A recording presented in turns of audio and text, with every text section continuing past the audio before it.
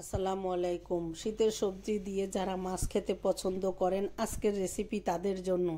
দেখতে যেমন লোভনীয়, এই তরকারিটা খেতে কিন্তু অনেক বেশি মজার।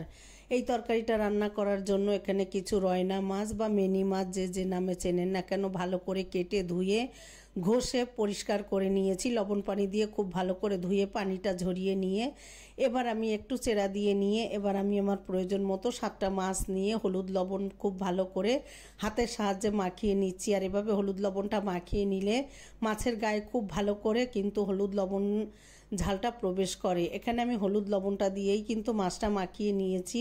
আপনারা চাইলে অন্যান্য মশলা দিয়ে নিতে পারেন।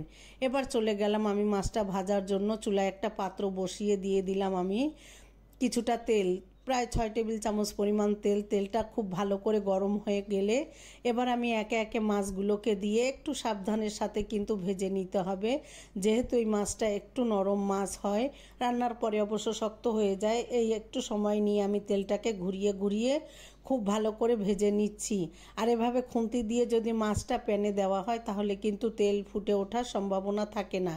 এবার এপিট ওপিট করে খুব ভালো করে মাছগুলোকে ভেজে আমি তুলে নিয়ে ওই একই প্যানের ভিতরে কিন্তু আমি একটা ফুলকপি ভালো করে কেটে ধুয়ে একটু বড় করে টুকরো করে কেটেছি।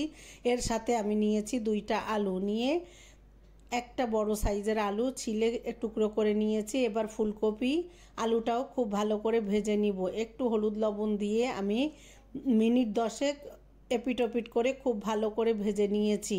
একটু সময় নিয়ে ভেজে নিয়ে এবার আমি ফুলকপি আলুটাও এক সাইডে রেখে দিয়েছি।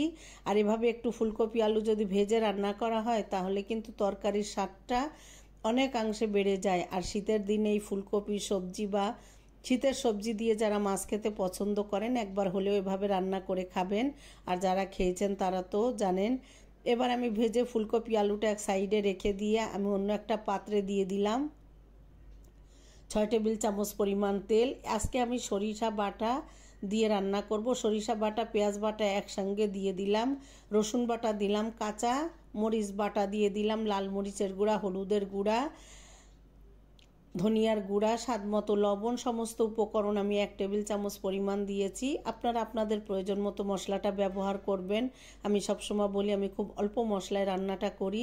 এবার আমি কিছুটা পানি দিয়ে মশলাটাকে খুব ভালো করে কিছু সময় নিয়ে কষিয়ে নিচ্ছি। মশলাটা যত বেশি ভালো কষানো হবে তরকারির স্বাদ কিন্তু ততটাই বেড়ে যায়।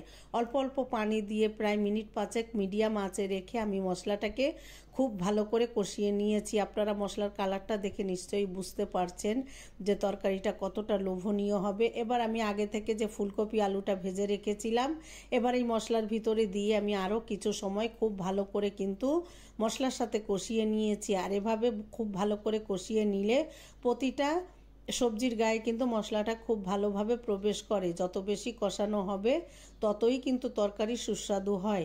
এবার খুব ভালো করে কষিয়ে নিয়ে এখানে আমি কিন্তু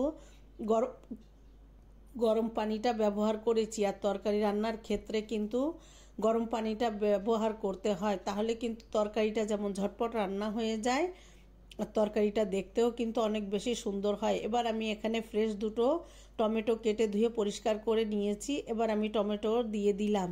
টমেটো দিয়ে ওই যে বরাবরের মতো দিয়ে দিলাম 3টা কাঁচা ঝাল, যেটা আমি ভাতে মাখিয়ে খেতে অনেক বেশি পছন্দ করি। দিয়ে ঢাকনা দিয়ে আমি 10 মিনিট মিডিয়াম আঁচে জাল করে নিয়ে একটু নাড়াচাড়া করে দিয়ে বাকি যে উপকরণগুলো আছে এবার উপর থেকে আমি দিয়ে দিচ্ছি। আমি যে মাছটা আগে থেকে ভেজে রেখেছিলাম এই পর্যায়ে একটু লবণ কম মনে হয়েছে, আমি এখানে আরও কিছুটা লবণ অ্যাড করেছি। লবণ দিয়ে এবার যে আমি মাছটাকে ভেজে রেখেছিলাম একে একে আমি মাছগুলো কিন্তু উপর থেকে দিয়ে দিচ্ছি। যেহেতু ছোট মাছ তাই তরকারিটা হয়ে আসার 10 মিনিটের মতো আগে দিলেই হবে। এবার মাছগুলোকে সব দিয়ে এবার আমি উপর থেকে ফ্রেশ কিছুটা ধনিয়া পাতা দিয়ে দিচ্ছি। শীতের সিজনে ধনিয়া পাতাটা না দিলে কিন্তু রান্নাটা অসম্পূর্ণ হয়ে যায়।